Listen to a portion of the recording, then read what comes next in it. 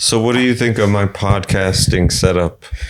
It's very cozy, dude. It's cozy? Yeah, it's very nice. Thank you.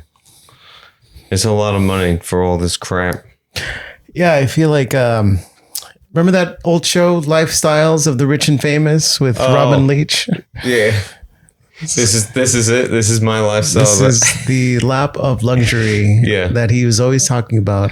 I know. You keep seeing the videos of this wall. I'm Robin Leach, and this is Lifestyles of the Rich and Famous. That's me on my Instagram. Is it?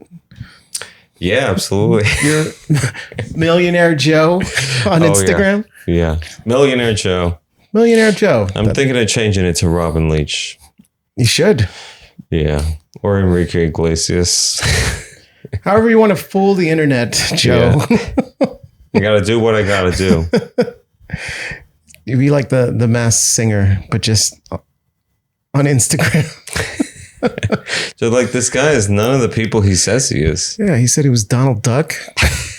His singing is terrible. Yeah, I don't know what he's doing on Instagram.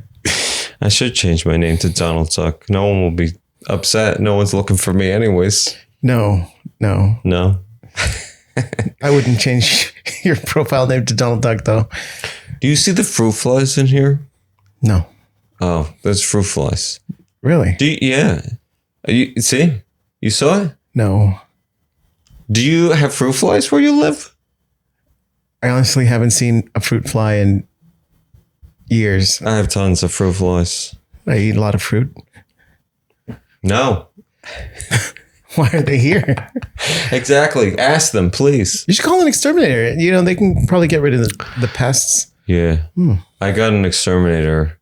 My landlord called one because I complained. And they like sprayed the whole place and I had to leave for 4 hours. And I opened the door to come back and I just saw a fruit fly.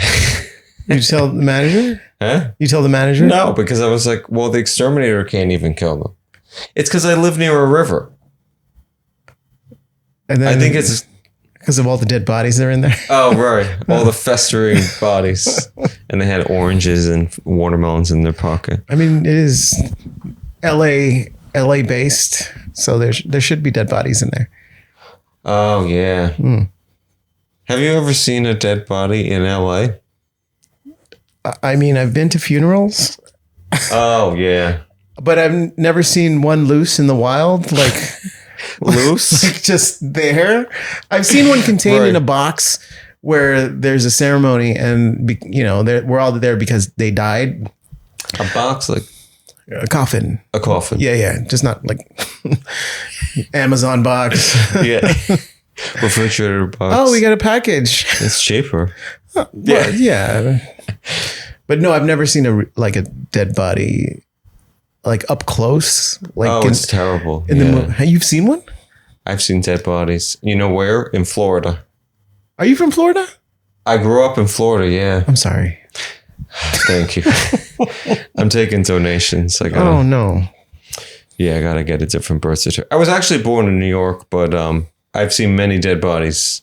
I grew up in Florida, and I saw my first dead body on the road in Florida because someone got hit by a car. Really comedic stuff. I'm glad we're starting this way. But, yeah. Really, someone got hit by a car. This was in New York. You saw Florida. I know. Someone got hit by a car and you saw the body. Yeah. You were walking? Or you driving? No, we were driving, and then my sister and I saw these people, like they took their flashlights and they were like telling us to like not go that way. So we moved away. And then you looked behind us and there was just like a cavalry of like cops and ambulance, all, I guess, just coming to the scene. And and then we watched the news and it was a dead body. Oh, you didn't stop and get out of your car and then go up to the body to get a closer view? No, what do you want, a photo? I mean, you made it seem like you were like the lead detective on a forensics case. I know. I really should start doing that. I think I have the personality. Yeah, you have that kind of dry, like low voice. Yeah, just like they've seen it all, where they're just like numb from all the death that they've seen. Oh yeah. 12 people were killed today on Interstate That is 43. perfect. That's perfect for And the only news. blink in between sentences. In Morse code. Yeah. Help me, send Xanax. I think he's trying to send a message. Yeah. Turn it off. Put on some real true crime. Such a bummer. Let's watch something happy. Yeah. Put on Netflix. Do you watch true crime? I like true crime. I watched Mindhunters on Netflix. What is Mindhunters? Mindhunters is it's a show, and it's about they established this department of the FBI where they interview serial killers so they can get an idea of their pattern so that they can like locate them faster, you know? So like they interviewed a bunch of like famous serial killers like Ed Kemper, Charlie Manson. And this was in the like 70s. It's a real thing. Yeah. But they made a show based on the start of that department. Okay. It's really good. You should check it out. Is it fiction or? I think it is fiction, but it's based on real events. You know what I mean? Yeah. And I do this thing where I don't remember pivotal information. Well, that's I have ADD. I think I have ADD. It's gonna be tough. Huh? It's gonna be tough to watch then. I know. It's going to be tough to talk to me. No, wait, hold on a minute. You said, what was the beginning? Like, are they like hunting mind? Like, is it a drug? Like, No. The show is just called Mindhunters. okay. Yeah. Why is it called that? I don't know. I never thought to dive into just the title of the show Right. because the whole premise was just more interesting than just the title. So You're not neurotic like me. no. I thought it would be like hunting for the truth, maybe. I don't know. I I'm mean, thinking out loud. in a sense, they are hunting for the reason why these people do what they do. Yeah. So if, they're hunting crazy minds. There you go. Yeah. We just wrote them their log line. They didn't even know that this is what it meant. But now. Well, I think the show's over. Oh, it's over? Yeah, there was like 2 seasons and then they cut it. So the show was the 70s or the actual program was the 70s? I think the actual program was started in like the early 70s, I think, maybe late 60s. But it's a really good show. Mindhunters. Gotcha. Check it out. Netflix. We'll put the logo right there. Mark the time code. Ba-boom. That's perfect. Yeah. Have you seen the Gabby Petito murder? No. Oh yeah, the Gabby Petito. She was out there with her boyfriend, and they were in a van, and he killed her. And Why did he kill her? I don't know. He was crazy, and then he killed himself in like the Everglades, and it's just crazy how like America just. Yeah, that's really selfish when you kill someone and then you kill yourself. Oh, I know. You should stay alive so you can suffer in jail. Yeah, so you can get prosecuted and, serve and decide, and the jury should decide it or the judge should decide whether you should get put to death. You can't just take it yourself, like, you know what I mean? So you believe in the death penalty, it sounds like? I want to say yes. Look, there's so many reasons why someone would be for the death penalty. One being that leaving someone in jail or prison for their lifetime, it takes a lot of like resources, like taxpayer money, and, space and all of that. And then like if someone committed a heinous crime, they killed several people. And then they get to live out the rest of their lives in prison. Like they took a bunch of people's lives, away from them, their families, but then they get to still live. It seems unfair. Right. It does seem unfair. But I mean, the death penalty, it's still, it's very kind of barbaric, You know, They it's zap them. I think they still do the electric chair in some states. I know that they still do a firing squad in some states. But most a firing squad? Yeah. No. I was talking to someone and they were reading a news article and they said someone is getting executed by firing squad. And I was like, firing squad? They still do that? I don't know. Idaho? Or like Puerto Rico or like Guantanamo? No, it was an American. It was an American state. I don't know. Somewhere there's someone who is getting executed through a firing squad. That's insane. Yeah. And you know what's sick is that I bet you there's a lot of murderers who would pick that because they're like, oh yeah, I want to go out in style. Yeah, blaze of glory. I want smoke in the air and I want you to spend money on bullets. Why do I have a vision of like when you execute someone with the electric chair, they have to put a sponge in their mouth? I don't know. I've seen movies where they put that like mouth guard.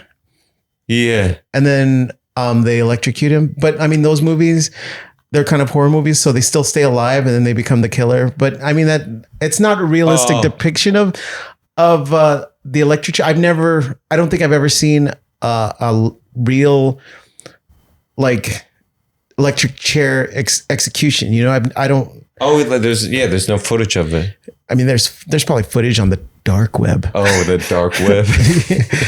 Google incognito. I don't want to Google that because then, you know, your computer gets flagged with, hey, why are you looking that stuff up? Oh, right. They can look at your IP address. Yeah. I don't want to, go to somebody else's computer and look that up on their Go to computer. the public library. And Look at all that dark stuff on the public library. Yeah. Next to a homeless guy that's looking at porn. Oh, yeah. And there's a lady like actually doing work and she's mad at everyone.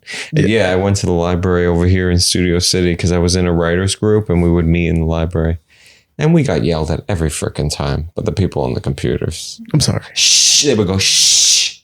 I'm trying to look at porn over here. Yeah. You mind? I got to look at vaginas in silence. No, but I've never seen someone get electrocuted before, you know, so I don't know. Yeah, the procedures. I wonder if you can go to it because they got that glass wall. I don't know. I've never looked for tickets to a electric chair execution. They're on Ticket Hub or whatever. Oh, they're so cheap. Yeah, this one includes a charcuterie Let's go. board. We should all go. Come on, it's Thursday. There's free parking. Look, this guy's so guilty, and then we could just like watch. Oh yeah, I'll bring a camera. I don't think they'll let you take pictures. All right, well, I'll hide the camera. Oh, sir, no selfies. Like a Chris D'Elia show, you have to put your phone in a bucket or whatever. Do you know that comedians do that? They put the phone in like a Yeah, I've heard of that. Yeah, because they don't want their footage to get leaked. Yeah, because people would film their sets and then they would post it on the internet. Yeah. So as a comedian, what did you like? What people don't understand, but like, there's a lot of rough stages of material, and sometimes stuff slips out. Oh my God! One time I was looking, like I posted a few clips of my stand-up, but one time I found a clip of me, but I didn't film it. You know, I saw a set of mine. No. Yeah, I was at the Ice House in the annex room. Yeah. Well, the smaller room. And then I saw a clip. It had my name. It was me doing my set, but that was not my page. It was somebody else posted that. And I was like, what the hell? Like, was it a comedy page or I don't know. I think they had like random clips up there, but I found myself. Oh no. Yeah, it's crazy. It's crazy. Like, with social media, like I once did open mic and I met a comedian and I introduced myself and they were like, oh, I know who you are.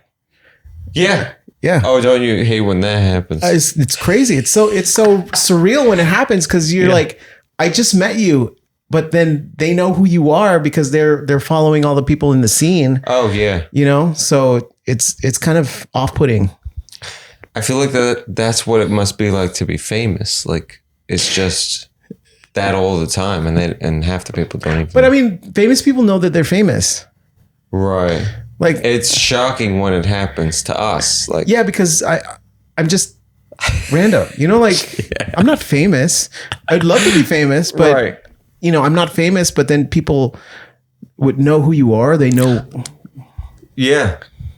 I remember well just recently I was talking to my friend and he was like, "Oh yeah, your name came up in conversation from this girl that I didn't even know."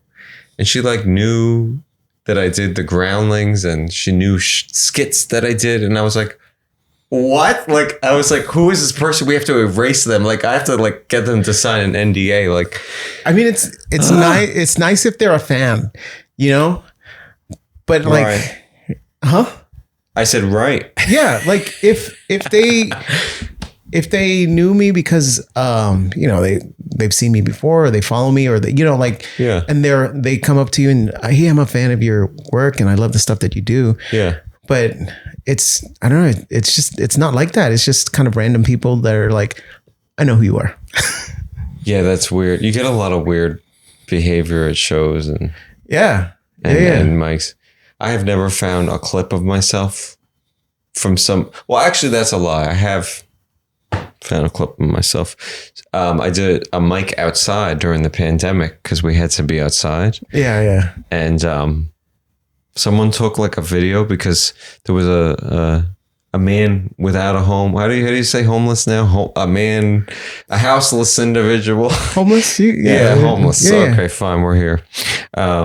Yeah, and he was just like screaming my entire set. So I was like interpreting what he said. Hey, Joe. Yeah. You're doing good, Joe. Joe Love your Rodriguez. stuff, Joe. Yeah. Keep coming to the park. You need to calm down, sir. Keep going, Joe. Believe in yourself. You gotta believe in yourself. We love you, more. Joe. I follow you on the Instagrams. Stop changing your handle. It's hard to keep track of you. Joe, I tell all my buddies about you. You're homeless. We go to the library. We check out your stuff.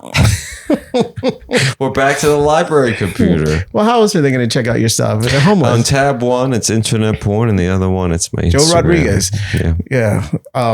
Sluts. Sluts on one page, and then Joe Rodriguez. Joe Rodriguez. Yeah. And they're trying to post stuff. Yeah. Yeah. And then the dark web on that third tab.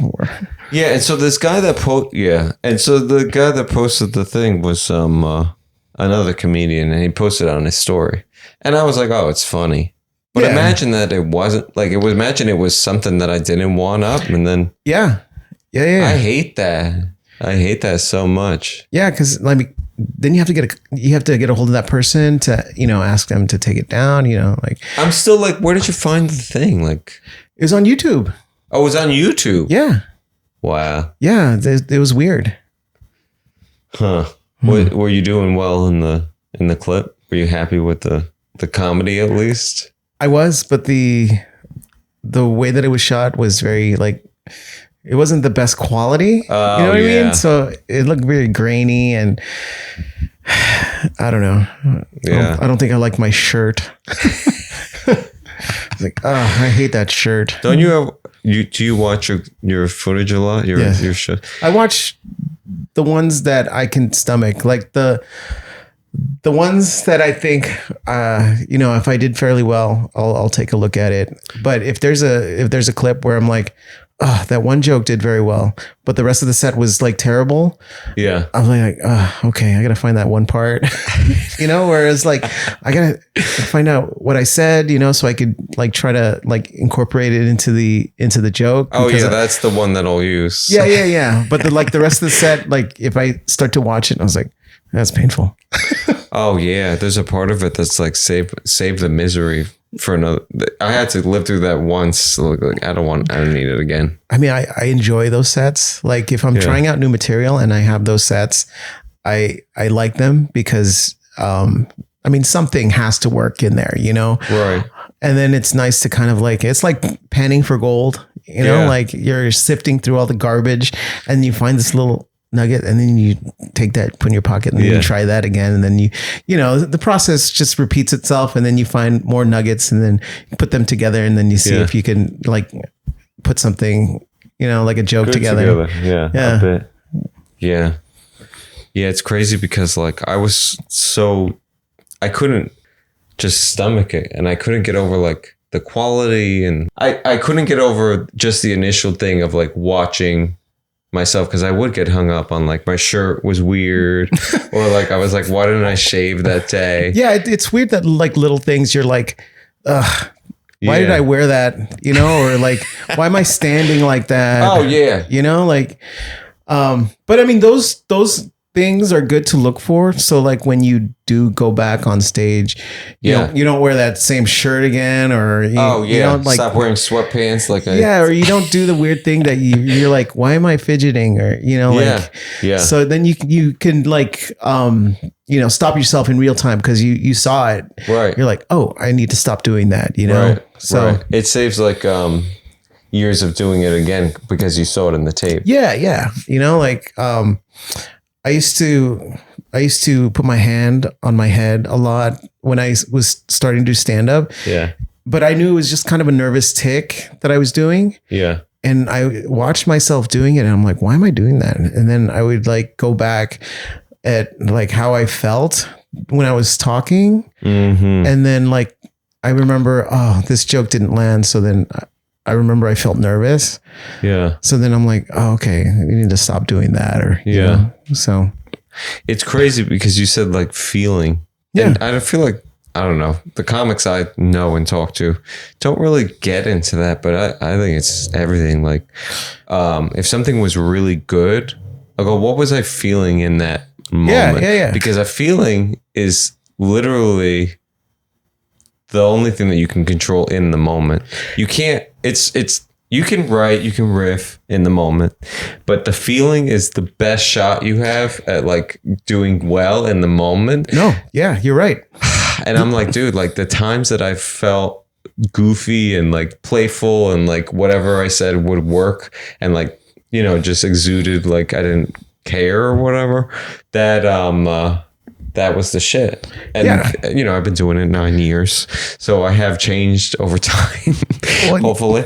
And, it's crazy because there's times where it's like, it was terrible. And I'm like, what was the feeling then? And at the beginning years, I don't know how you feel, but like at the beginning years, you can't even, I used to white out. Like I used to not be in the moment even. Like I would just not even, I wouldn't feel anything. I would just feel like, oh my God, how do I get out of this situation? You would just say your jokes with there was no emotion behind it. Like, right. I mean, that's how everybody's, because like when you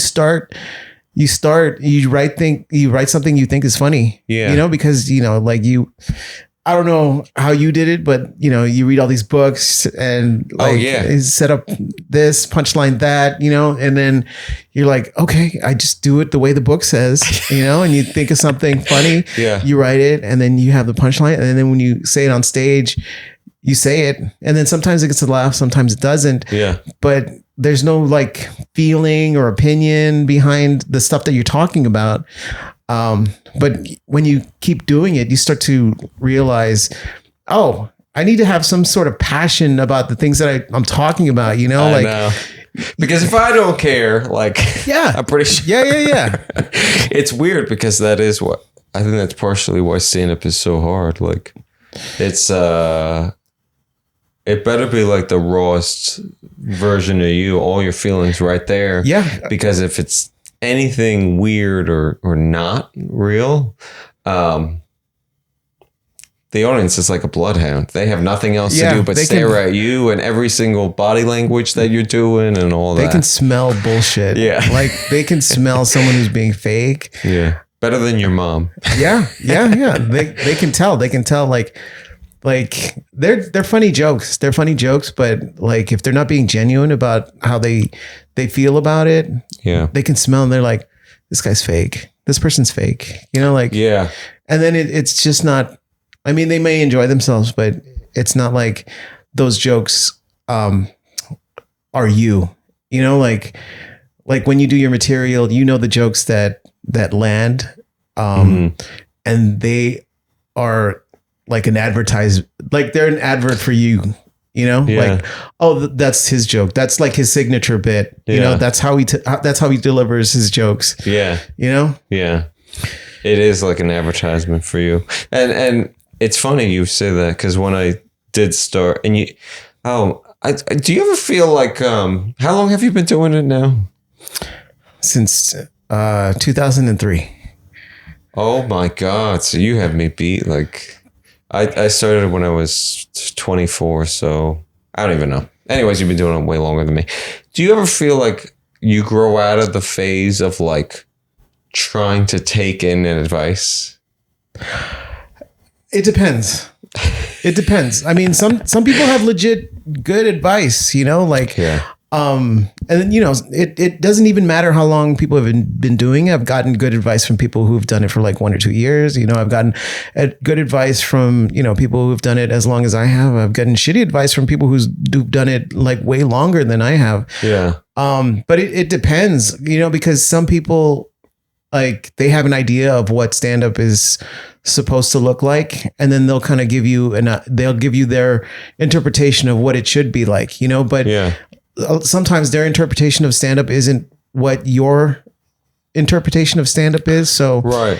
like, some people, you just kind of have to like filter out the stuff that pertains to you, and then, go out and do that. And all the other stuff, it's just, that's nice advice. It's in the area. Thanks. Thanks for trying to help me. I think the intention of trying to help you is big, but I like what you were saying about the books and the classes and the coaches and the comic stuff. Like, you go, well, I'm going to try to do this, and I'm going to try hard because I really want to do it. Yeah. But that stage, at least for me, was like really bad, because I felt like I was doing a lot of stuff naturally that, like, and I needed help, but like I'm just saying that, like, taking in too much advice can be really well, I mean, when you start out, you're trying to do all these different things, like, you think, oh, maybe I'm this, or maybe I'm that, or maybe, like, maybe I should write more abstract jokes, or maybe I should be a persona, like, and then it takes a while to kind of figure out, okay, these are the jokes that I like to talk about, and these are the people. These are the jokes that people respond to mostly, So then you kind of gear your act towards those types of jokes, and then like, and then once you become a better performer, you kind of come out of that shell of just standing up there and saying jokes, and then you become a person that presents jokes, like, you tell a story, you act out the characters, you paint the scenario a lot better than when you first start doing jokes, when it's just mostly like set up, punchline, move on to the next topic, like thinking about structure still. Yeah. Like, I notice like a lot of like young comics, they will go through, like, in a 5-minute set, they will go through like 15 topics. Like, that was me. Well, that was a lot of us, because we were trying to like throw out so many jokes in that small time frame that you wanted to utilize your time as efficient as possible. So you would talk about everything in like a 5-minute time frame. But now, like, once you do it more often, like, you narrow it down to maybe like 2-3 topics in a 5-minute set. Yeah. Or like in a 10-minute set, you're only talking about 4 or 5 things, Yeah. So yeah, it's stuff you kind of learn as you. Yeah. You gotta like go through that, like, and to be honest, like, 9 years in, I can confidently say, like, I haven't learned everything, and I probably will never learn everything, but, yeah, I don't know. Like, to be honest, and not to fluff you up, but like, one of the things that I like about you a lot watching you perform is that you're having the best fucking time of your life. Like, I watch you and I'm like, oh, like, that's why, like, I said one time, like, I want to be you. Like, you're just like having like, you dropped a Molly in the parking lot, and that's great. That's great. Like, to just go in there, and it could be the worst mic in the world, and someone could be holding a gun to your head, and someone else shit their pants, but J. Cole is gonna go up and have a good time. You know what I mean? Well, I just feel like maybe now I'm starting to to enjoy it a little bit. I didn't enjoy it for so long. Yeah, there's a period where you're like dreading going up on stage, especially if you're not writing as often as you should. And you're saying the same jokes over and over again, you get tired of the stuff that you've already done. And then like, maybe there's nothing new that's happening in your life that you want to talk about. So you just kind of, but you still want to do stand up, you still want to get up there, but you just get stale and stagnant, Yeah. It's weird because you get stuck and then you don't understand why you're stuck. Yeah. How often do you do mics? Like just in general, how often do you do mics? I try to do on a good week, I'll try to do 4 mics in a week, Really? Yeah. I mean, but realistically, I maybe do 2, sometimes 1, Yeah. I mean, I still have work, I still get tired after work, but I still try to do mics, and I try to utilize my time as best as possible. If I have an idea that I want to kind of like talk through, then I'll try to do that. But I like to riff a lot. So I'll riff for a good portion of it. And then when I feel comfortable, I will toss that material in there and then see how it responds. Yeah. And then, go back to the workshop. Like, why didn't that work now? The workshop? Yeah. I'm just picturing like lots of papers and... No, you know what my workshop is? When I do the mic, I throw the joke out there. And then as I'm driving home, I'm like, hey, I should have said, I could. So then when I get home, I'm like, I write the ideas that I thought of while I'm driving home, and then I'll try it again. Oh, nice. Yeah. So do you write it verbatim out? I don't.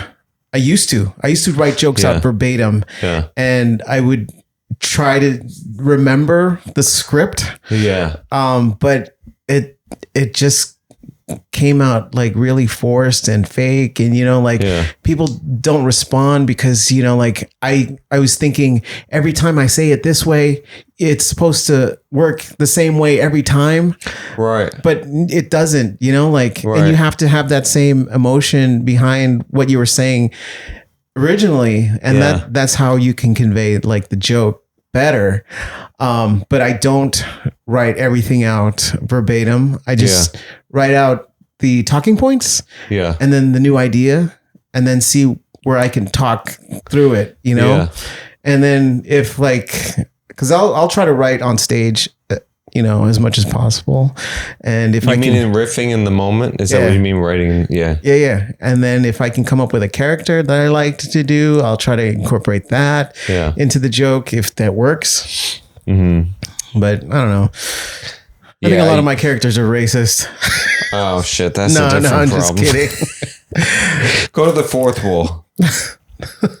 I love the fourth wall. There's no filter there. There really isn't. Yeah, you can say whatever you want. You got to come in with a taser and pepper spray, but like it is an open mic. Open. If you think you're the most offensive comic, go to the fourth wall. Oh yeah, and then you're like, I guess I'm not. You're like, I'm ready for broadcast television. Wow, I can perform at churches now. Yeah. Network comedy. Yeah, but I mean, there's these different mics where like you feel comfortable saying certain jokes. Yeah. Yeah, I write a lot of stuff. I write a lot, and I write a lot of like literally what I think I should say, and then I'll go try it, and like you're saying, like find out that half of it's terrible or 90% of it, or it's all great, and then I'm like, oh shit, like why do I write so? That's the thing. I think that's the part of stand up that's just so weird, is that you're just like always like telling yourself like, oh, this is, you were saying how you like used to think that you used to follow a rhythm and like when I said this sentence, that would work, XYZ would happen. And then actual comedy is not like that. No. And so that's why like a brain surgeon goes and learns brain surgery. And then there is a because it's precise. For doing that. It's precise. Yeah. Yeah. But this is like loose, like all over, like who the hell knows how to do this? There's a structure, but it's flexible, you know, like Yeah. the structure is very flexible, and many different comics do it different ways, you know, Yeah. like it's so weird, you know, and you Yeah. just got to find how you're funny and then incorporate that while you're performing, Yeah. you know? Yeah. Have you ever done material to the point where like you hated it? I mean, yeah. But like jokes that I don't do anymore, they're not completely gone, you know, like they're still in the back somewhere, like, cause you never know, like Yeah. when you can kind of like throw in a line or, you know, like a concept where you just couldn't like flesh it out because you just didn't have the maturity or whatever life experience you have when you're trying to write this material. It may be more complex than you can Fathom. to try to explain it to people. But Yeah. then you get to a point in your life where it all makes sense and that material makes sense. And, you know, the subject matter is easier to explain because you're at a different part of your life, Right. you know? That's why I thought for a while, like, oh, you need to let a bit marinate. Yeah. And then just when you said like doing 4 mics a week, I've heard that doctrine of like, oh, you got to do it like every waking. Dude, there are Wake up, people- go to a mic. Wake up at 5 a.m. Go to a mic. Invent a mic. Start a mic. Mic after work. Mic during your lunch break. And I would say for about a year, I think I remember one of my New Year's resolutions was like to do a mic every single work day that I could. Yeah. And I, of course, ended up doing like 4 a week, 3 a week. But I just started to get burnt the fuck out. Like I got to Yeah. the point where I know, like talking to some comics that do a lot of mics, I know some of them do like 11 mics a week. what in Yeah. LA? Yeah. No. Yeah, they start early in the morning. There's mics at 11 o'clock in the morning, and then they'll do a couple afternoon mics, and then, you know, they'll go all the way till like nighttime and try to do. Jeez. Yeah, that's why you got to hustle, dude. Yeah. You got to I need a hustle. lot of bang energy to do something like that. Yeah, I wish I was rich and I didn't have to work.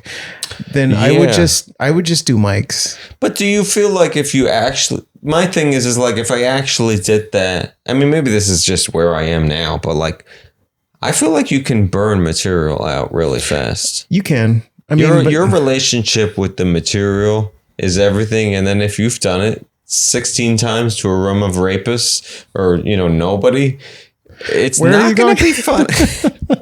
Fourth wall.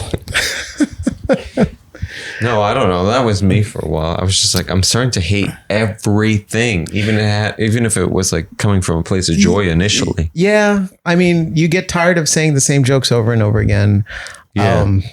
I don't know. Sometimes like I'll have an old joke and I'm like, ugh, you know, I've told this so many times, you know, but like if you kind of take an old joke and then see if you can add like a tag to it, or you can Yeah. add like something to it, or, you know, find a different perspective, or, you know, just talk it out, then it becomes exciting again. You know, that joke Yeah. becomes exciting because you're like, oh, I never saw it that way. Maybe I can, you know, start, and then, you know, you can develop like a longer bit, Right.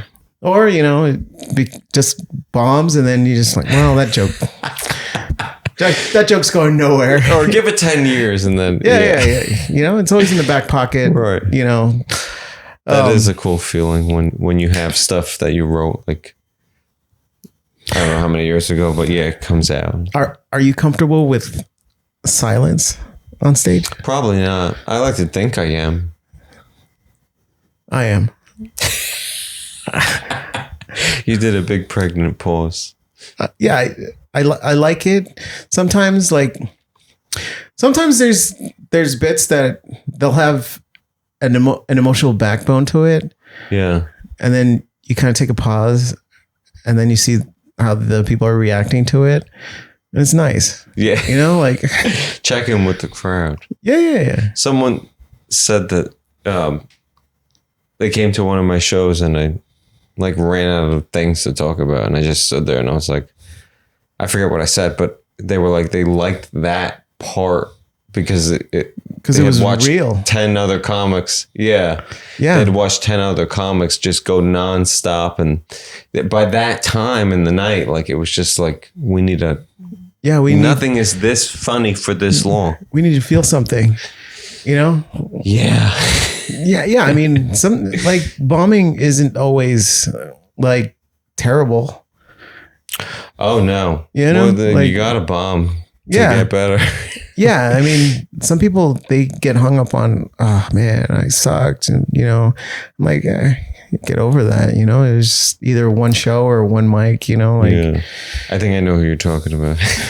it's not one it's many people I've talked to, and they get hung up on just that one performance, Right. and it's just like, dude, get over that. You know, like fix the joke, do it again. You know, like that's all it Yeah. is.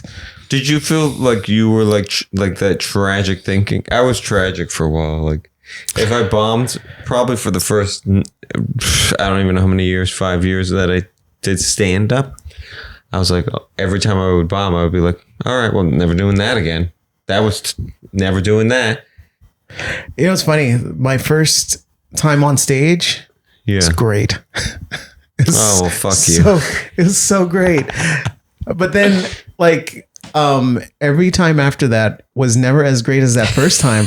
So like early on when I was just kind of doing mics in front of comics, it was always an uphill battle, you know, and I would always have to remind myself that I was a funny person. I would always have to go back to that first set and be like, I made those people laugh, you know, Yeah. so I know I can do it, you know? So like in the beginning, you're just like, oh, I'm not funny, you know, because you're doing these mics and they're just in front of comics. And then you get booked for a show in front of like real people. And then you do these jokes and then you're like, oh, you get jolted because You're hitting on the whole thing about being a comedian. I tell people all the time. You got into this because the public thought you were funny. Like normal lay people, non-comedians said, oh my God, Jay, you should do comedy.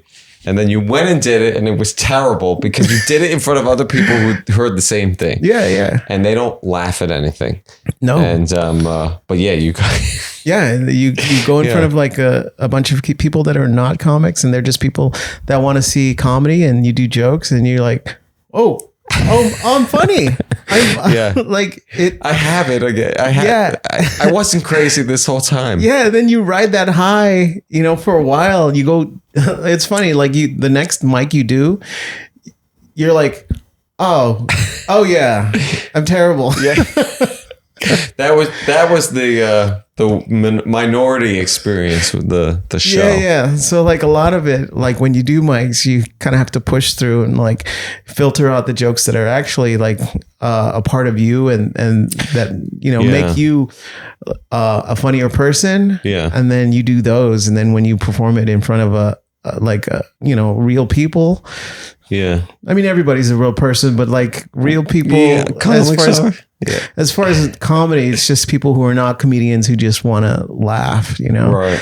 And then, you know, they're like, oh, wow, I'm funny.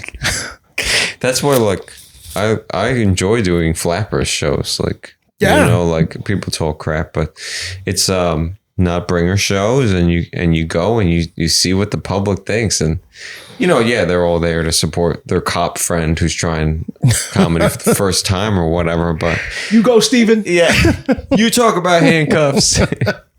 Yeah, you handcuffed a eggplant, you know, like whatever. They'll laugh at anything he does. He could pee his pants, and they'll laugh. But yeah, like when you make those people laugh, if you go, can steal, dude, if you can steal his audience.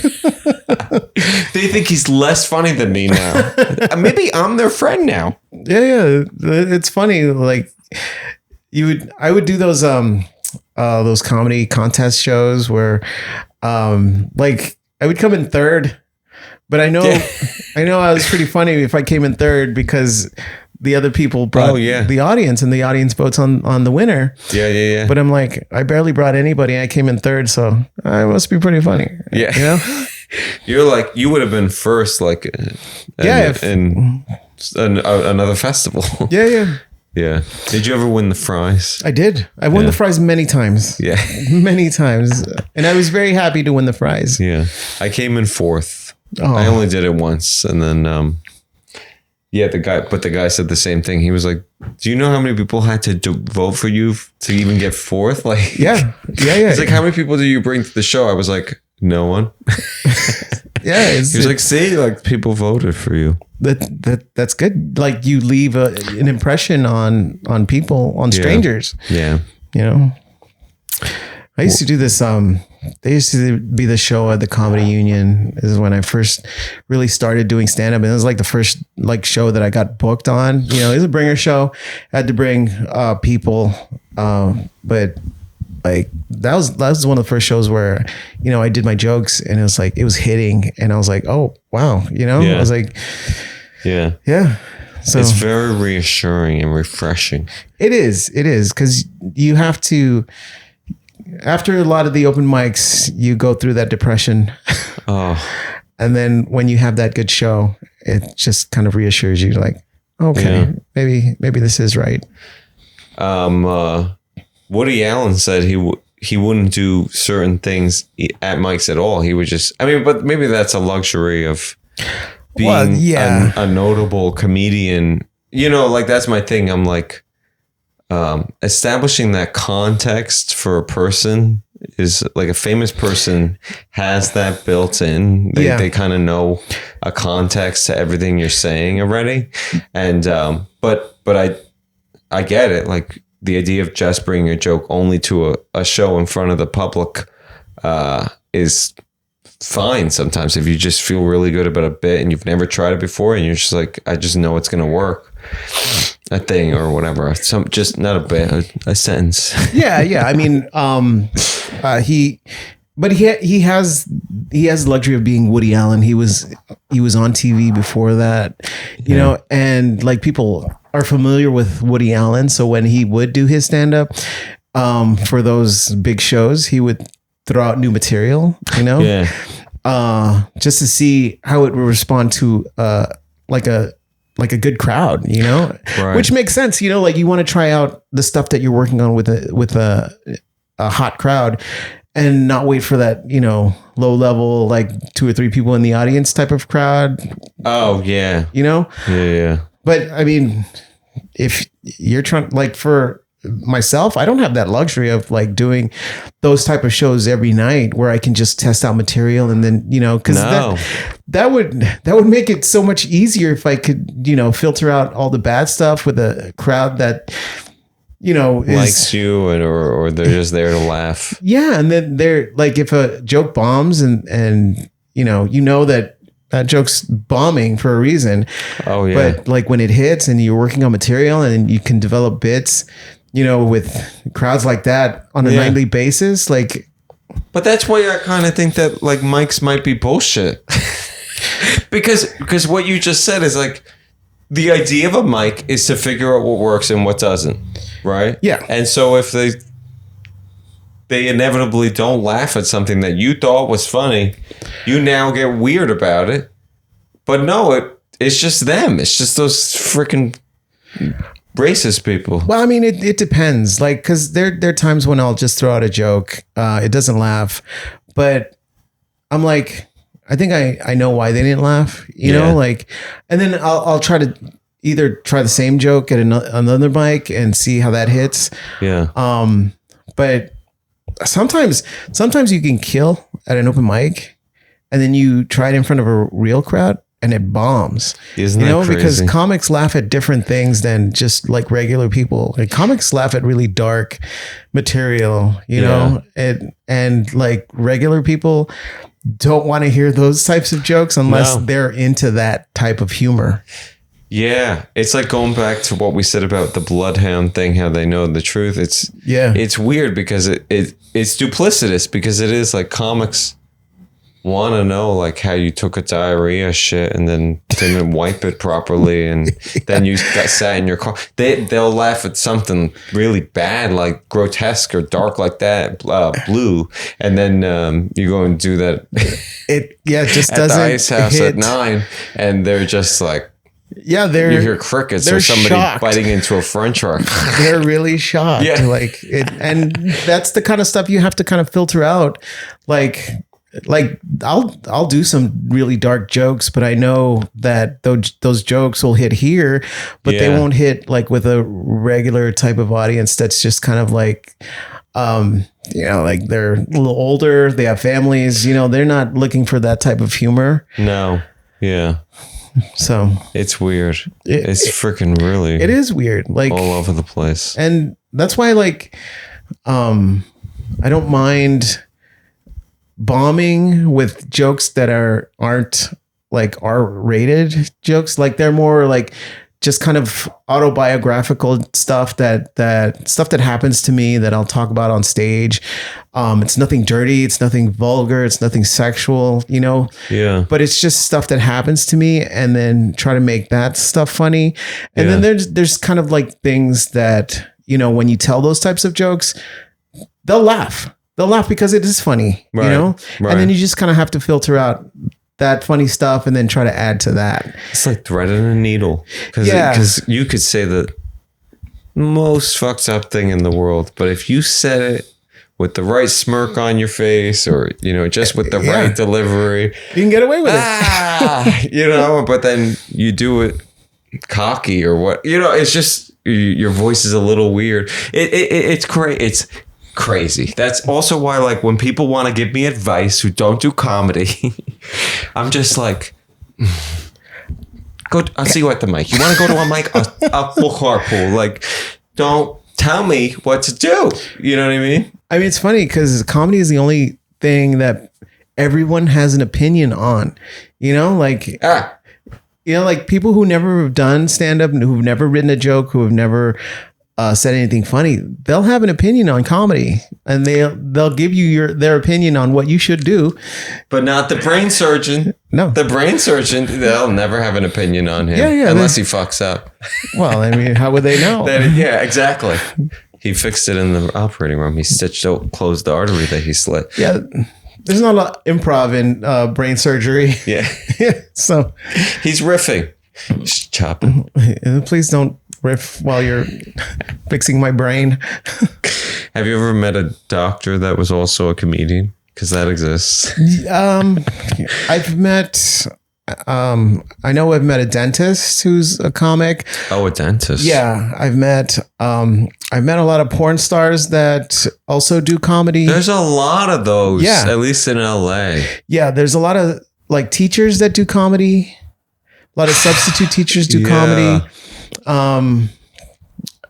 Yeah, I mean, there's a lot of like different people from all walks of life. Genres of people. Yeah, they just everybody wants to try it. People that just came here from another country, or like they just literally came. I was at the Improv the other day, and the guy was like, "Hello, I just got here from Australia."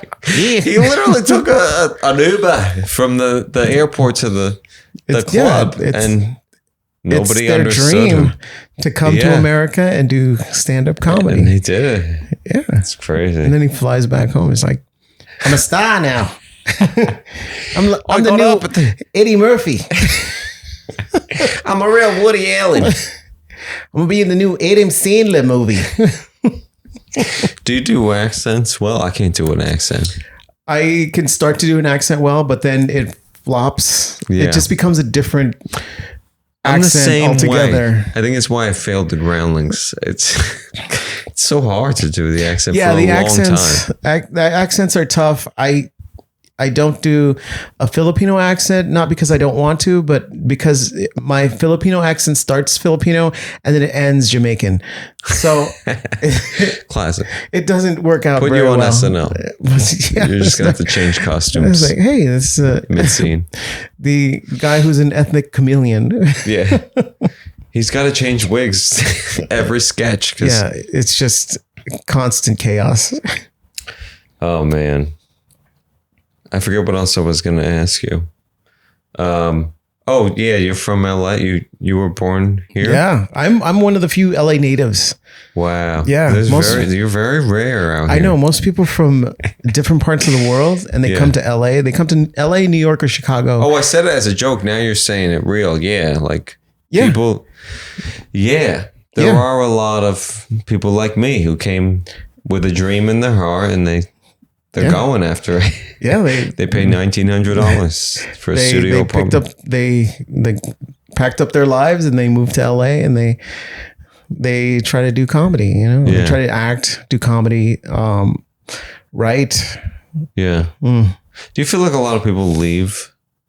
Can I get that number? They're so good at telling you like, oh, like 5,000 people come here a day or a year or whatever. But tell me the people that leave. I feel like I already know in 9 years a lot of people that like Yeah, I mean, they there's said no. there's probably a lot of people that when you started doing comedy, you saw them a lot, Yeah. and then now you have not seen those people.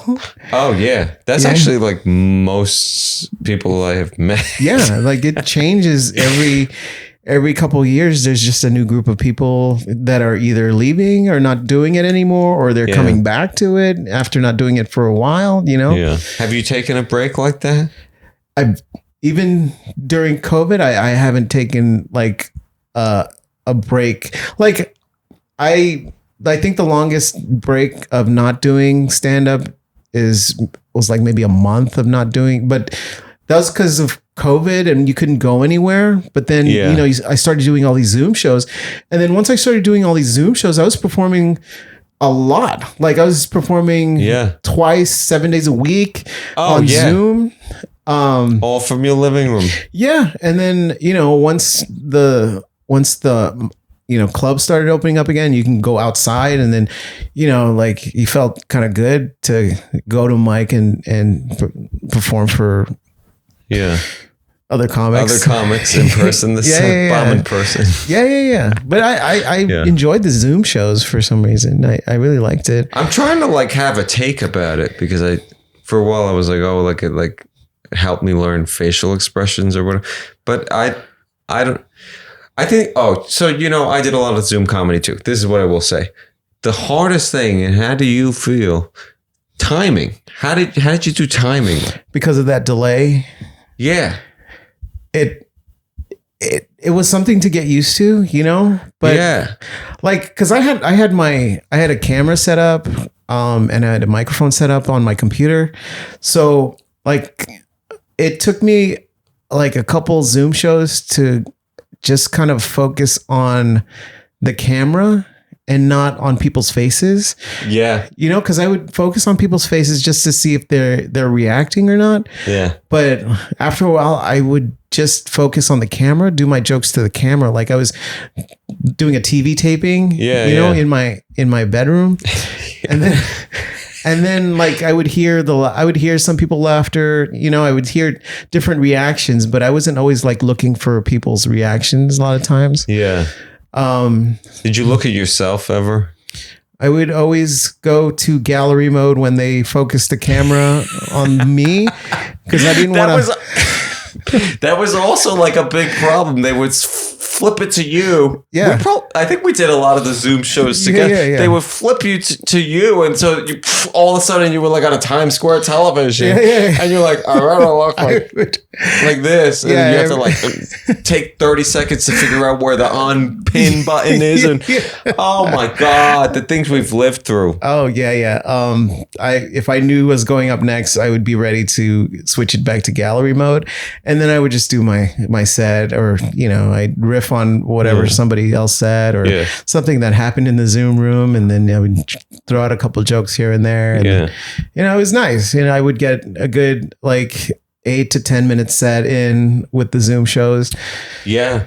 I've heard that in New York City is you can get on a train and do 5 shows in a night, which is not the case in Los Angeles, at least for me. Yeah. But yeah, Zoom was the closest thing to it because you could do as many as you wanted. Yeah, like people just started all these Zoom rooms. Yeah. And then, you would talk to someone and then they would say, hey, I'm doing a Zoom room, and sometimes it'd be 20 people. Sometimes it'd be like 3 or 4 people, so it really depends. But it was nice to kind of talk into a microphone, talk to people, try to relate to stuff that was happening, because everybody was experiencing this at the same time. Yeah. And you didn't really have a lot of people to talk to in person unless you called people or FaceTime people. But the Zoom shows really helped with like, staying relevant with other people, when you do talk to people, you're not awkward. Like,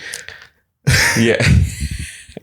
You're like, I've been practicing making eye contact with people. I'm over here. Yeah. I don't know. I feel like we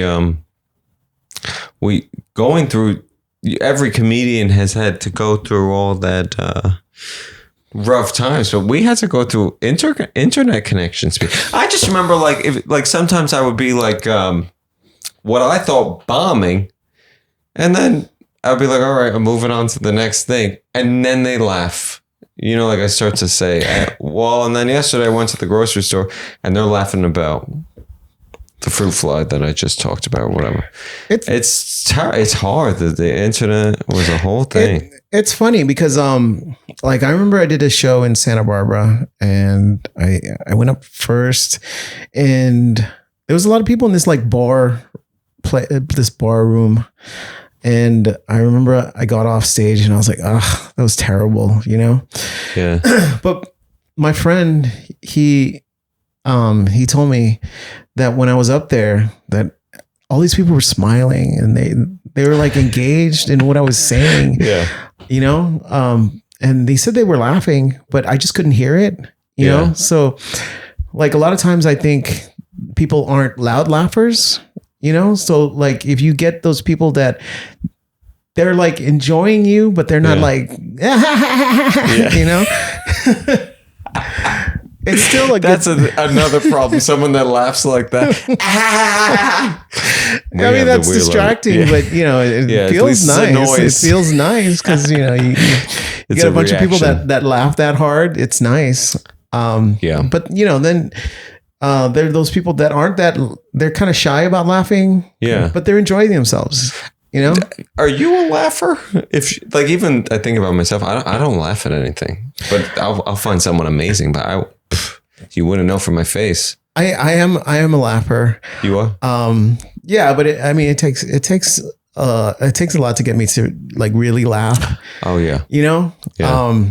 But yeah, if I find something that's really funny, I'll laugh at it. Yeah. Yeah. Yeah, that's why we do comedy, because we find funny things in life. That's why some people are so tough and like they're like, well, I'm a comedian, and it's like you need to like just be happy a little bit. Yeah, like I remember there was a time when I was first doing stand up, I would be so judgmental about people's material. I'd be like, oh, that's not funny. Like, I don't get it, or I don't understand what they're doing, and then you would have your own, like, advice, that you want to give them. But I was just like, I don't want to give them, but after a while, you kind of go, everyone is doing what they think they should do as far as comedy, whether it works or not, I can still see them trying to do some sort of structure or trying to construct a joke in a way or try to come up with a character. And like, I appreciate that, when they're trying stuff and I'm like, oh, that's good. Like that, I appreciate it more, and I'm not judgmental anymore as far as like when people are performing their material, Yeah. I enjoy it more. Like I really enjoy when people are trying something new, or they're trying a joke, or Yeah. they're working on jokes that they've told before, but they've add like something new, and like, I'm like, oh wow, that's Or good. even their sheer energy. Sometimes Yeah, I'm like- like, sure, the crowd is rough on them, but you go do that. Go do that. You know, Yeah. like actually stand in front of this room and be like that. I think you go through it, and it's like being a truck driver or a surgeon. You go through it and you just start to go, holy cow. Yeah. I gotta respect everyone, because it's like I've been through many iterations of every iteration maybe of what I'm seeing tonight, and objectively it might be terrible or whatever, or people might hate it, or they all get in the parking lot and they're like, fuck Joe, he fucking sucked. But like I'm kind of the same way. Like I don't know, I've met comics who are like 2 months in or whatever, and I just like I try to treat everyone the same way, like with respect, and like I'll talk about comedy, Yeah. at like as if they're my peer. Do you feel like comedy as a whole is very? I mean, I remember Eddie Murphy said it was cliquish on Mark Maron's podcast. Yes. It's It is very cliquish. yeah, it's like you have varsity, you have junior varsity, you have the outcast, it starts to get very like, Well, everyone likes to be comfortable, so a lot of times you go to a mic and you'll see the same people, yeah, and they're already friends, they've seen their material, they love each other, I like to go to a mic where I don't know that many people, just so I can get a more honest reaction from them, yeah, because they don't know who I am, and they're not going to be as generous to me than with their friends. But Right. I appreciate that more, because I know if they laugh at something, it's an honest reaction, Right. and then I could take that. But like, if you go to a mic and it's a lot of your friends or like people you've seen before, they give you more leeway as far as like Yeah. what's funny and what's not funny, so you don't get a complete honest reaction from them. So then when you're trying it in front of like a real crowd, it may be a little skewed yeah, because you've performed it for your comic friends, and comics laugh at different things than regular people. So yeah.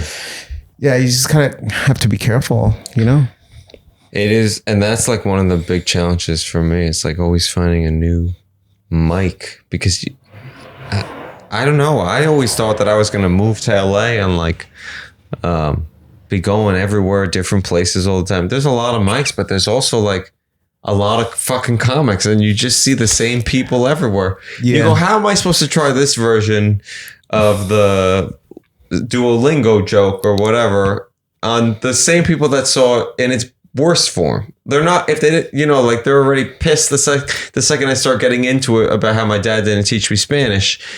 How do I practice it? Well, here's the thing. People don't remember word for word the things that Right. you say. Right. Like, I don't remember people's jokes verbatim. Like, I know You don't? I don't. I mean, I kind of Yeah. know, like if I hear something that they've said before, I'm like, oh, I think I've heard this one, but I don't know, how they've set it up or how they've, how they perform it. Yeah. Unless they do it every time, then I'm like, oh, he's done this like 4 or 5 times and I've seen it 4 or 5 times. Yeah. But I mean, I'm not going to tune it out because I'm like, okay, well, he's just, throwing it out there. Right. But I mean, people who kind of do that, the same like 5-minute set over and over again, it's a lot of times it's because they only have 5 minutes, that 5-minute set, and they're not like really writing, because a lot of people, they don't have jokes. A lot of times their humor comes from their personality. Yeah. They're a personality, and they're just trying to project their personality, to the audience. Right. But like, if you kind of dissect what they're talking about, there's not a lot of substance. It's just them being them and getting laughs because they're them, Yeah. which is fine. Yeah. Do you ever feel like comedy is just a million things all at the same time? Like you put Sarah Silverman up there without the jokes and the punchlines. She might not be Sarah Silverman, but vice versa. If she had the jokes and not the personality that we know and love, who is she? Well, I think, everyone has to kind of find that nice happy medium where it's a little bit of personality, but there's jokes in there, and a lot of times during the performance, they're both fighting for supremacy. Oh my God.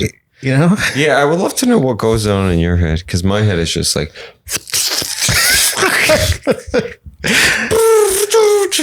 I visualize jokes. Do you visualize shit? I try to.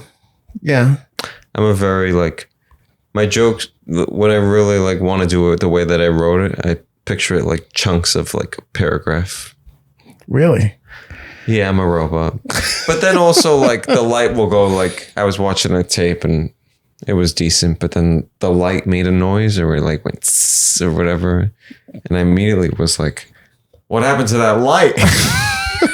And I was talking about the urgent care. So I can be very give that guy a Ritalin, just so all over the place. I mean, which is fine, you know, because it throws people off to where they're like, what the? And then it keeps their attention. Yeah. What's the craziest thing that's happened to you at a mic? Because I have a story ready. I did a mic. It was at this bar. I mean, it wasn't crazy, but the stage was so close to the people that were there.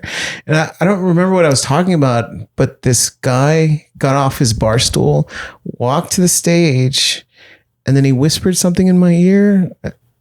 What? And then I don't remember what he said, but I think he was talking about his wife or something. And then I was just there. Oh, yeah. But he's so close.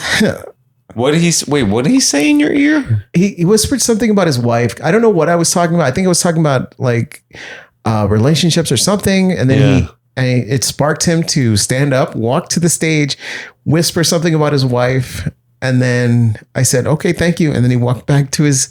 What the hell? Yeah.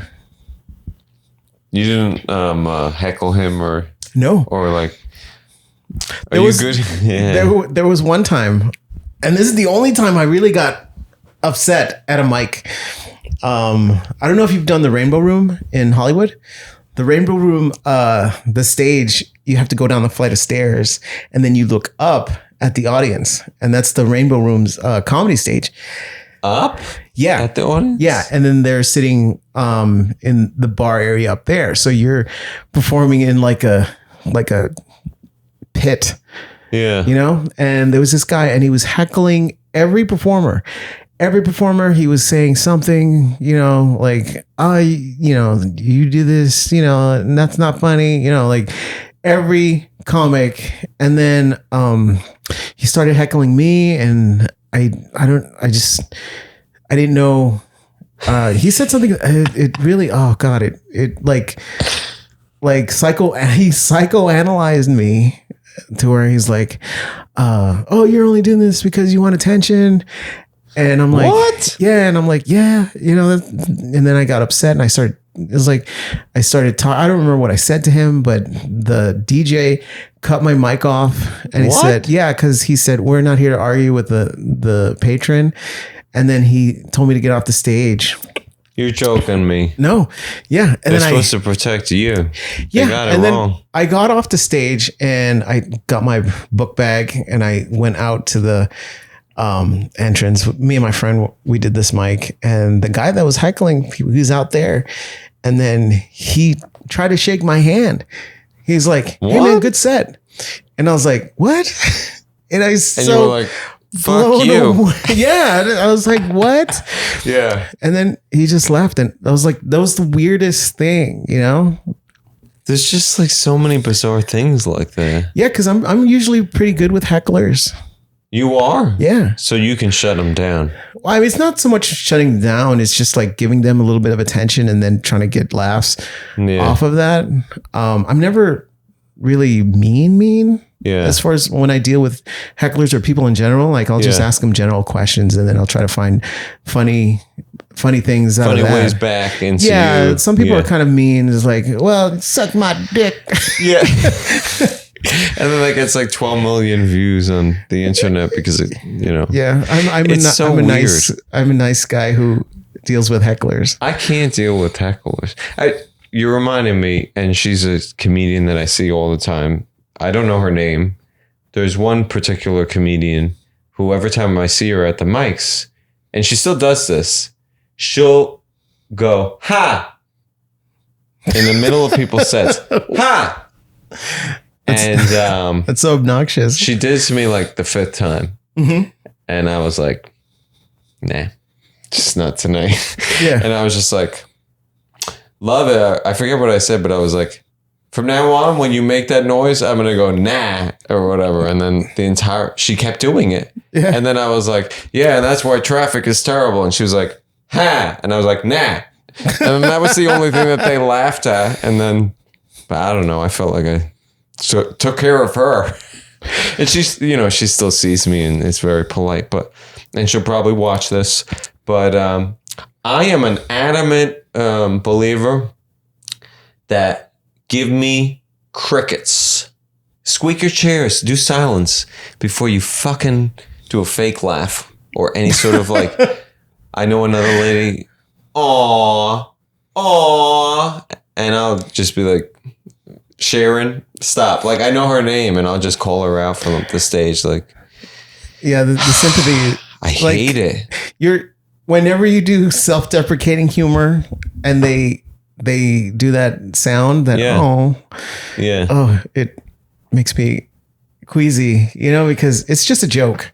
Yeah. The intended reaction was laughter. Yeah. But if you don't find it funny, don't say anything. Yeah, it's a radical concept, but close this, You want to hear my craziest open mic experience? It was at the Hollywood Comedy, which is a little shop. Mm-hmm. Yeah. On Melrose. Yeah, Melrose here in LA. And a guy peed his pants. No. Another comic? It might have been a squib or like a fake thing. Yeah, another comic. Wait, there were 3 while people. you were on stage or? No. He was performing and he peed his pants. What? Yeah, and it smelled like pee. That's why I was like, oh, it's a joke. He went up there with a high C juice box and he was drinking from the whole time, but it like nervous. There were 3 people there. And all of a sudden you just start seeing like liquid in his pants, the leg of his pants. Really? And then it like goes on the floor and it's like a puddle. And I had gone before him, thank God. But it smelled like pee. How do people react to that? His one, it was like all friends, 2 friends, and then me. And one of his friends was his only friend was just like, oh my God. And so then I was like, oh my God, he really is peeing his pants. That's crazy. But I guess he got nervous, poor guy. Wow. Poor guy to the janitor too, and the owner of the Hollywood Comedy. Damn, I hope he still does that bit. He's got to drink 12 glasses of water and drink a coffee. He has a UTI now. Yeah. He just can't. I can't perform that bit anymore. It's just too much on my bladder. I got to take azithromycin before a major show. It's crazy. It takes a toll on my prostate. My prostate. UTIs are in your prostate? I don't know. I was just making that up. Yeah.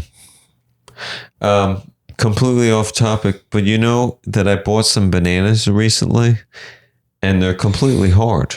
And they're black now, but they're still hard. Do you buy groceries? Well, of course, I need to eat. Yeah. But you're not a person that eats out a lot?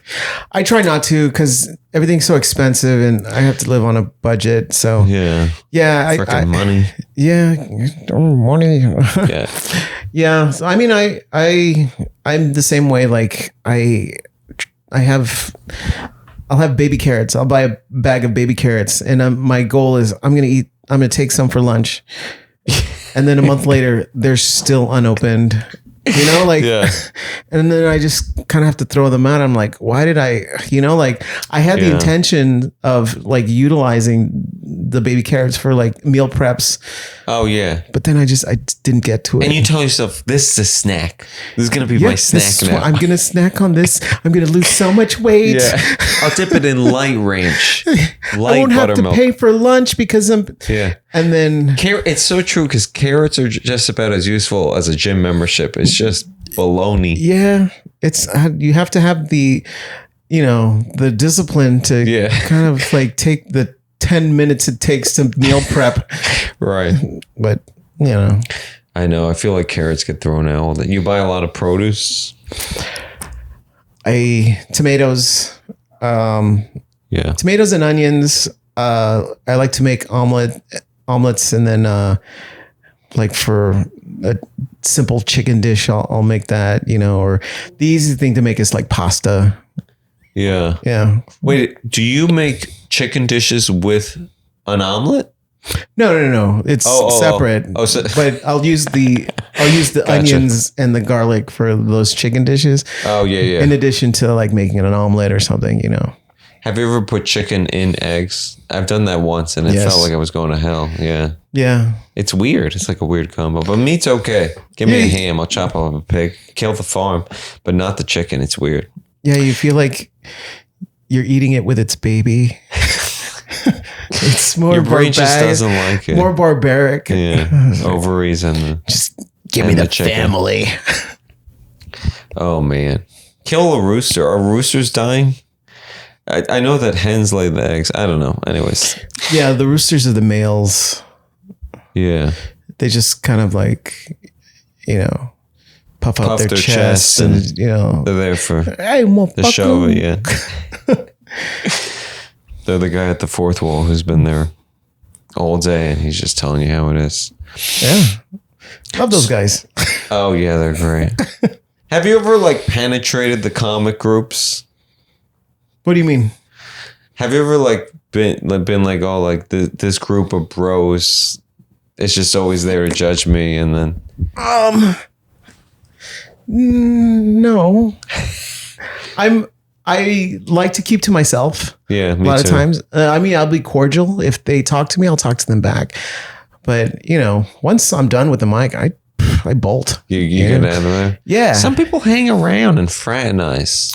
Which is fine. I mean, it's a good way to network and like get on people's shows. But I don't know. Sometimes if I'm not comfortable with people, then I just won't hang around until I do get comfortable with those people. Yeah. So Yeah, showing up is like 90% of the battle. yeah, They just start to go, Yeah, oh, yeah. this guy. I We know. like him now. Maybe that's comedy as a whole. I don't know.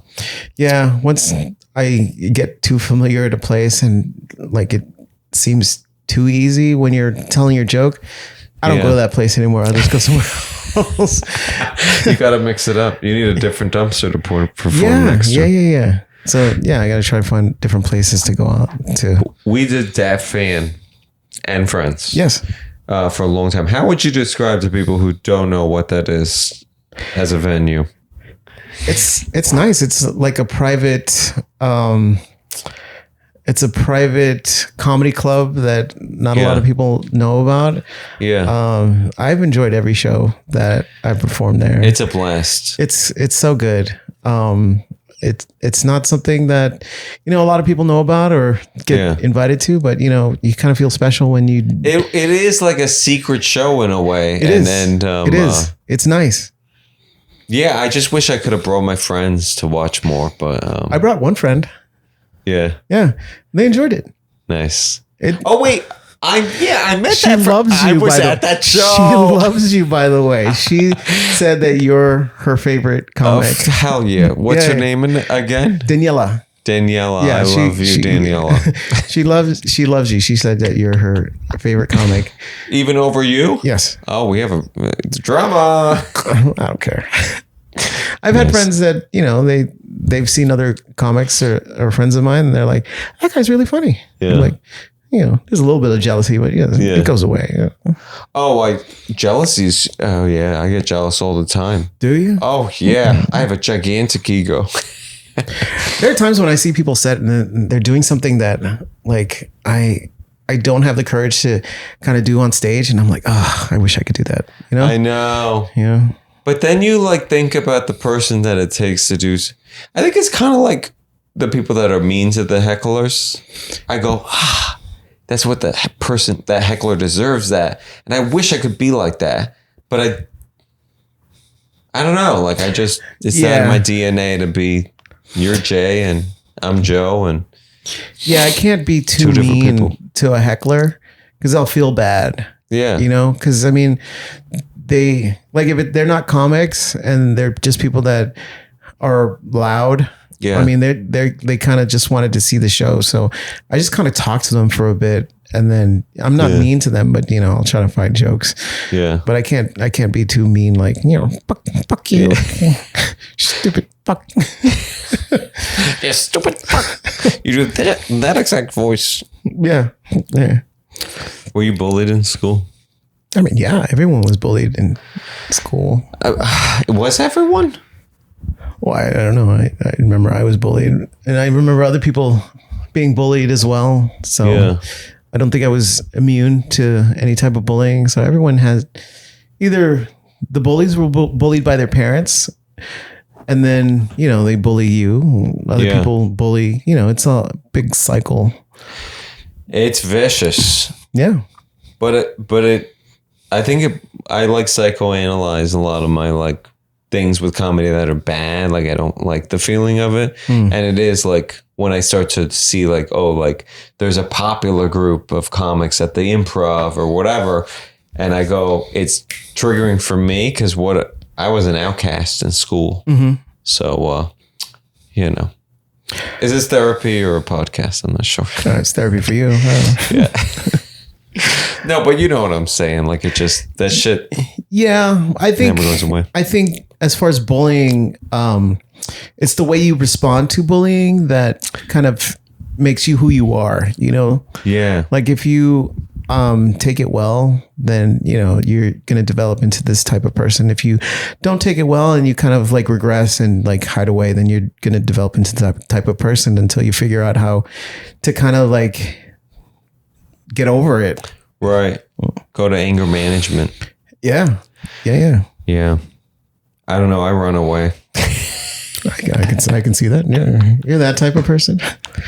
Wow. Tell me how you really feel. No, I don't know. You seem like a very down to earth type of person. I can't imagine you being bullied.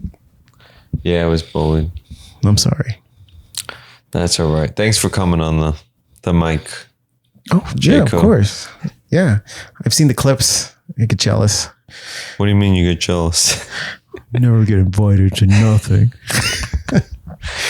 Everyone else has fun. You know, like I see people's clips on social media. This is where the FOMO comes in, you know. It's like, oh, they're doing that show? I never get to do those type of shows. Oh, yeah. It always becomes, you never do X, Y, or Z. Yeah. But then you do a show and then everyone's jealous. It's like, how do you get on that show? But that's why social media is fucked up. I know. Like it's like running around with a picture of your kid or your food and going, look, and everyone's going, no, look at my video of my stand-up. Yeah. It's crazy. I almost wrote on my page, thanks for coming to hate on me.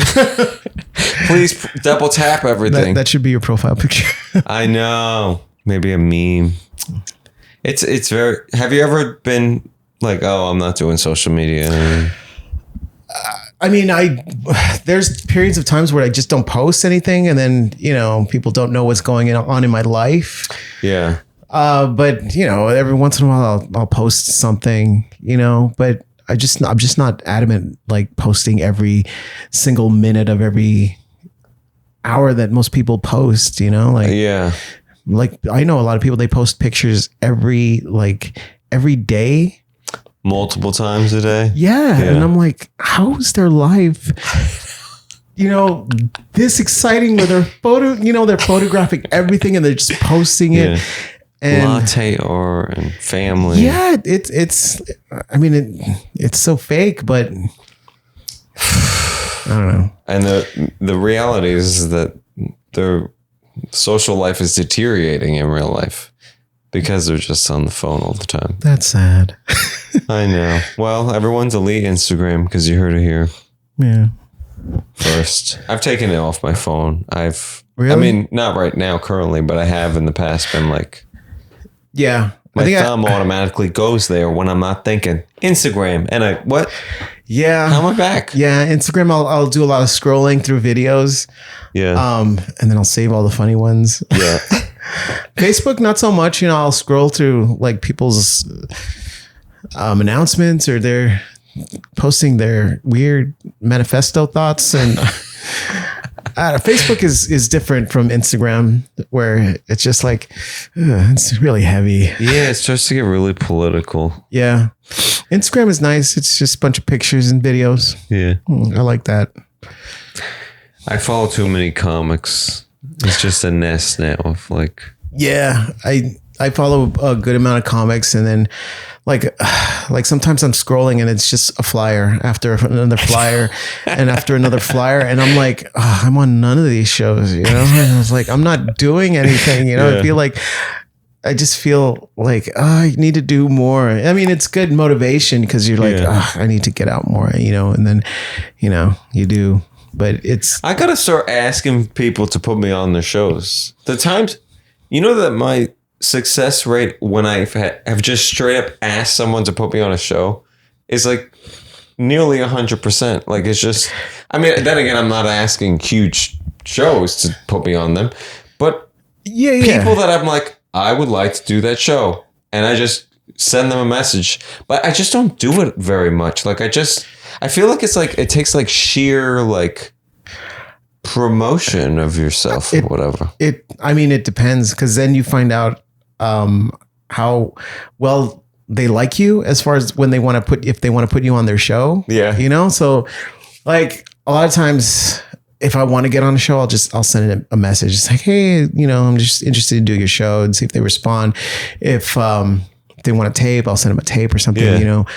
But sometimes like I'll send a message, and then either won't respond or they'll be like, oh, we're just not looking for new talent right now, or but it's like something. It's another comic that I've seen do mics, Yeah. and they kind of put up the people that go to that same mic, which I get, I get, but like you see their flyers, and I'm like, oh, how do I get on that show? Or they're posting clips, and they're really nice clips, and you try to get on those shows, but sometimes they just don't want to put you on that show, which is fine, Right. But that's stuff you got to do. You just got to like send messages, ask people, that's the networking part of like of show business. You guys say, hey, can I get on this show? Or, can I get a spot? Do you have some time for me? Yeah. But it's tedious. It's And a there's whole a lot of thing. rejection that comes with it as well. Oh yeah. Yeah, so- You're making remember that one of the first times I messaged someone to be like, hey, watch this tape, put me on your show. I would love to do it. Yeah. They put it was worse than ignoring. They hearted it and never said anything. No, not the heart. Yeah, because then you can't respond. They're like, hey, so it's just awkward. And then you just come off as like needy if you keep trying to message them back. Yeah, and the amount of times I've went back to look at that to be like, did that really happen? And it's like, oh yeah, that happened. Yeah. All right. Should we wrap it up? Yeah. How do you wrap this show up? I don't know. Do you have any shows coming up that you want to promote, or? I don't have any shows upcoming soon, but at the end of this year in December, I'm going to do the Laugh Factory, the Chocolate Sunday show. Oh, Chocolate Sundays. Yeah. At the Laugh Factory in Hollywood. December 2025. Oh, do you have the date yet? I don't. But if you follow my Instagram, Which is? damn it. I always blank. But I mean, you could. Jayco 77 or something. Yeah, on Instagram, I usually will post a flyer. I mean, you could just do a graphic or something. Yeah, or follow me. Oh, yeah. And then follow me. I'll Yeah. repost it. Yeah. At and then the Instagram handle, which Joe will provide. which I will through provide. the magic of editing. It's going to be right here. Right over my face. Right here. Forget this guy. Look at his Instagram. The Instagram handle, very important. Yeah. But yeah, I'll be at the Laugh Factory in December this year, which I'm really excited That's about awesome. too. Yeah, because they book years in advance. I heard about Yeah, this. like I think I auditioned on Zoom in 2021, and originally I got a spot for 2026, but they moved it a year back. So I was like to 2025. Oh, so they bumped it forward for you. Oh yeah. That's nice. I know. So yeah, Thank I'm really God. excited. Jeez. Maybe I'll be on before I'm 40. Yeah, that's so great though. Congratulations. Yeah, and then I post other shows on my Instagram. So if you're interested, check out the show. Hell yeah. Yeah. Thanks, Jay. Thank you, Joe. It's been a pleasure. Show business. Show business. In my living room. You can't get away from the lights.